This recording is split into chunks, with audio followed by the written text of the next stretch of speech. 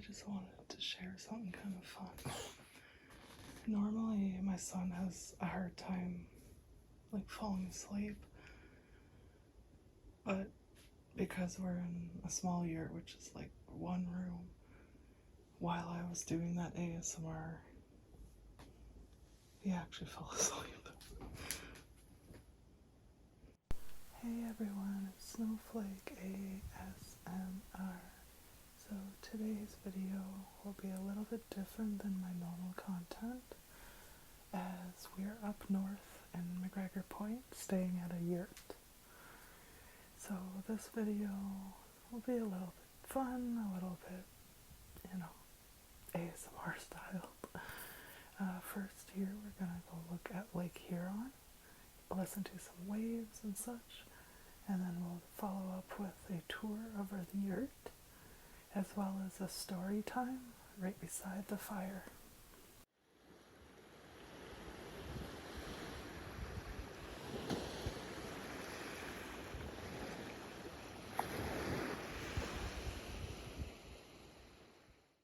Alright, so time for our yurt tour, ASMR style. So here we're going to start with the door. Oops. The shoe area, along with like hydro key.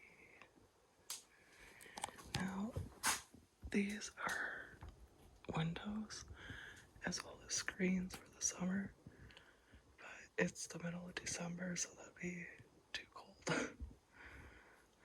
Over here is Avery's bed. Up top we use for storage for both bunk beds. My mom also has another yurt, so we do that the same. Like, I had my other son last night and I have Avery tonight, so we kind of switched. So that brings us over to where Avery is.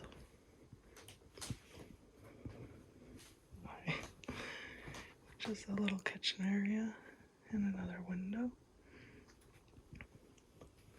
And the fire, and Avery drying his socks. Sorry. So the fireplace, which we will turn on later, and I'll read a book with it on. It does come with 4 chairs. Avery's on one, 2 there, 1 there. I just use it for storage. However, I did move the table before, and we just had the chairs all around it every time we eat. Sorry, it is hardwood, so we are gonna get like squeaking. I'm trying not to. And my bed, and a little elf bed. And now, if people ever like go to yurts or cabins or cottages that don't have bathrooms in them, when I stay in something like this, I make my own. So let's go look at that. So here's the wall kind of to it. Over that way was actually like a shoe or food shelf, whatever, which is actually that. So we'll come around, there's the door to go outside, which I'll show you the outside later. I have a little mat. We have our toilet, which is just a bucket with a toilet lid on it. I use the other mattress as a wall for privacy. And then we have our toiletries, which in the toilet, to keep the smell down, I use kitty litter. And obviously toilet paper. Wipes. And yeah, it's that time of month, sorry. And gloves, just in case, like, you have to wipe your seat or whatever. We won't go into detail there. And I usually use like plastic garbage bags, like in the toilet thing. Anyway, so again, this is one room. There are 4 windows, plus there's a window on the door, and right outside is actually like a patio, and it has a barbecue right there, and then like a little walkway, and then over to the car. But I will show you that in a minute. Anyways, yeah, this is the older style here. There is a new one, like a newer one, and instead of like that type of door, the newer ones actually have 2 glass doors, which I did stay in one last year, so I can like insert a picture just so you guys can see what I'm talking about.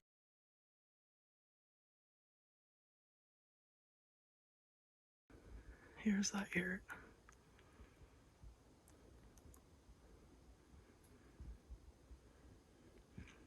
And if we come up here, there's little lights, and then a vent and a smoke detector.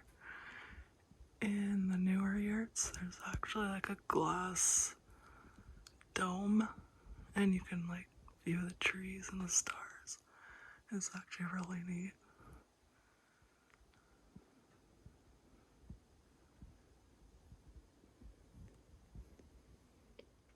Let's move on. Alright, so we just arrived at the yurt. Here's the parking. That's my car, Ruby. Reverbs. The fire pit over to the left.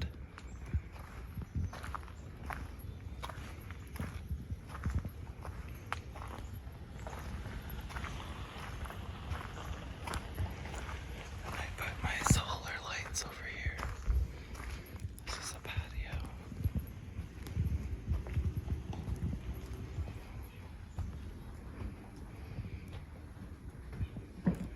Barbecue. We're actually just cooking. There's a cabin there. A cabin over there. Here's one of those newer yurts.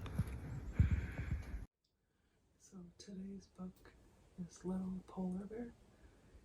It's by North South Books, written and illustrated by Hans de Beer.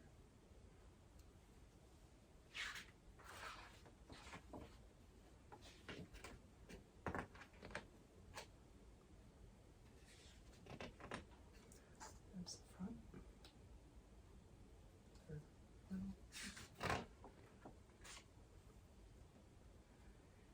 It was a big day for Lars.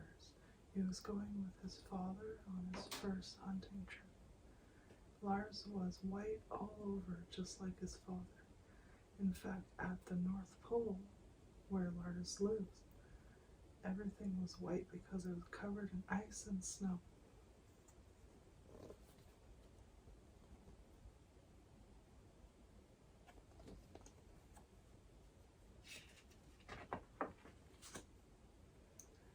Lars' father showed him how to do all kinds of things.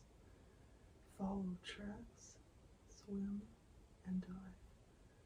He talked, and Lars listened silently, paying close attention. Once his father disappeared underwater and stayed so long, Lars began to worry. But when his father finally reappeared, he had a big fish for supper. When it was time to go to sleep, Lars' father said, "Make a big pile of snow to protect yourself from the wind like I do." Lars was proud of his pile, but also very tired. He quickly fell asleep, just like his father. But during the night, the ice began to crack. The piece where Lars was lying broke off.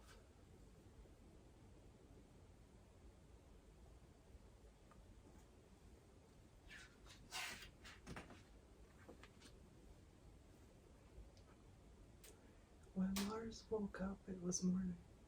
He was all alone in the middle of the sea. It was getting warmer and warmer and the piece of ice and Lars' pile of snow were getting smaller and smaller. When the ice was almost completely melted, Lars saw a big barrel drifting by. Luckily, Lars was able to reach the barrel and climb on top of it. Then a storm began to rage. As Lars clung to his bobbing barrel, he missed his father and his pile of snow more and more.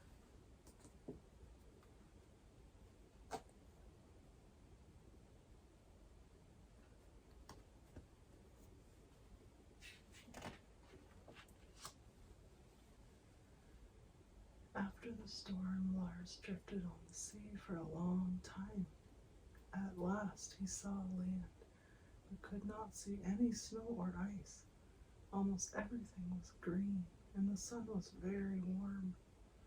Lars carefully slid off the barrel and stepped onto the beach.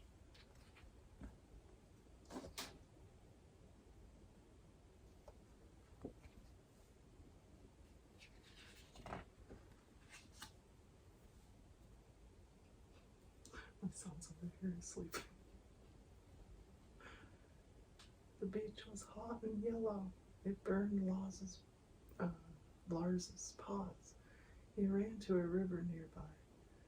But just as he was about to plunge in, a very big tan animal sprung out of the water. It said. Lars quickly ran to hide. I was only joking, called the hippo. Sorry, the big tan animal. Sorry, I can't remember that one. I'm Henry the hippopotamus. Who are you, and why are you so white? Lars didn't know the answer to the last question. Where I come from, everything is white, he said.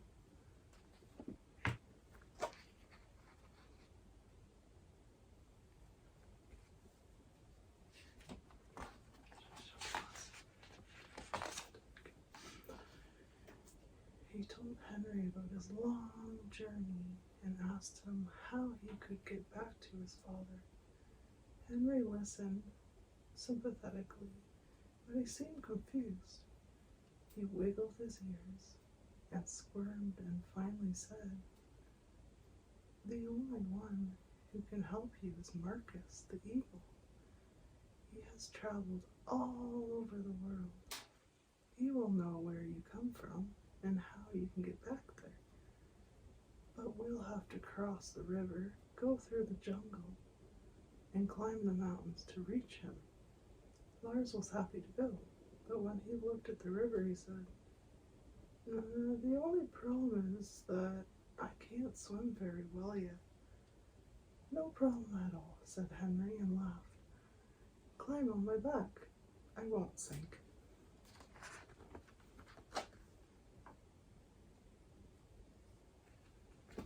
It's getting really hot. It throws pretty good heat for a little fireplace. Lars was astonished by all the things he saw in the jungle. Henry patiently explained everything. Lars especially liked the tall brown stalks that Henry called trees. They were such fun to climb. In one brown stalk sat a funny green animal, which suddenly turned white, just like Lars. It's a chameleon, Henry said. It can change its colors. Lars thought that was a handy thing to be able to do.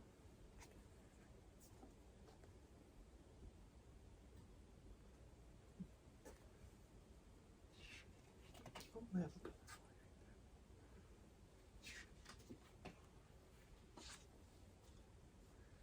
one. At the edge of the jungle, the mountains began. It was a bit cooler, and Lars felt more comfortable. That's always good. Henry found climbing difficult, but Lars helped by telling him where to step.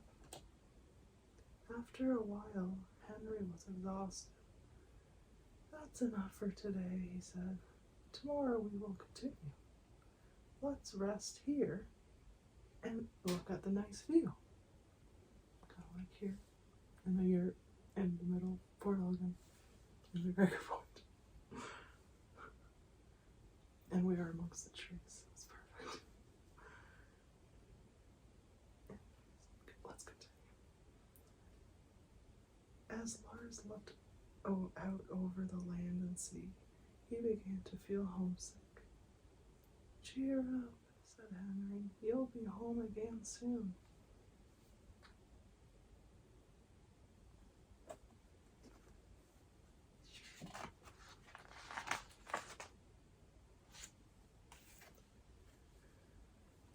The next day they climbed higher. Henry had to stop often to catch his breath, but at last he called, "Here comes Marcus," as a huge bird swooped down near Lars. Lars stopped. "Don't be afraid," said Henry. "Marcus seems gruff, but he's really quite friendly." Henry said good morning to Marcus and politely explained why they had come. The eagle looked at Lars and said, "Well, well, a polar bear's drawbacks. You're a long way from home, aren't you, young man? Fortunately, I can arrange your passage back. Tomorrow morning I will have Samson fetch you from the beach." "Thank you very much, sir," Lars said shyly. It's the eagle.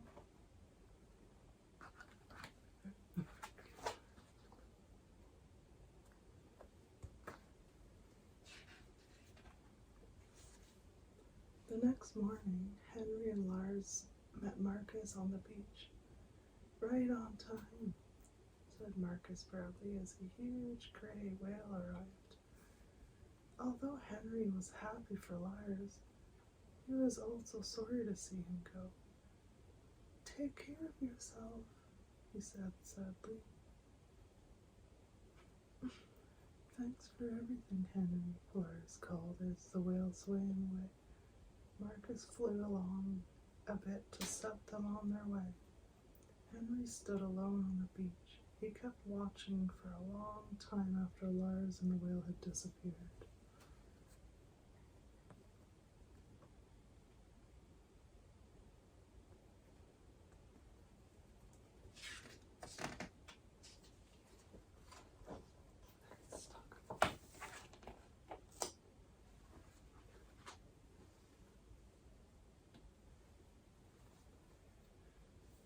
Samson swam a long way until they were surrounded by ice and snow.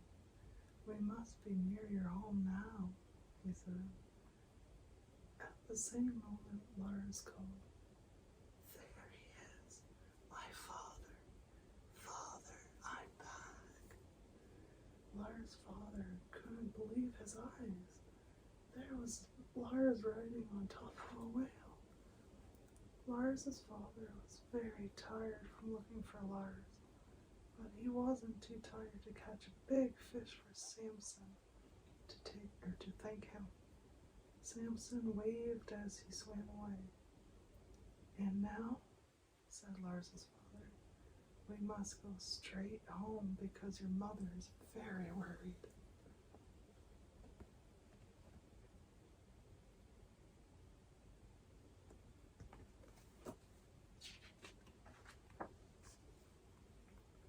On the way home, Lars rode on his father's back.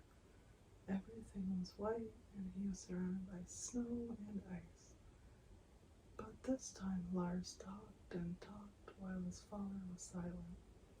He told his father about all the amazing things he had seen. Henry, the tall brown stalks, Marcus, and much, much more. "You didn't meet anyone who was white?" asked his father in surprise. "Nobody except a chameleon," said Lars. But that doesn't count. Lars had to laugh by himself because his father didn't understand his joke.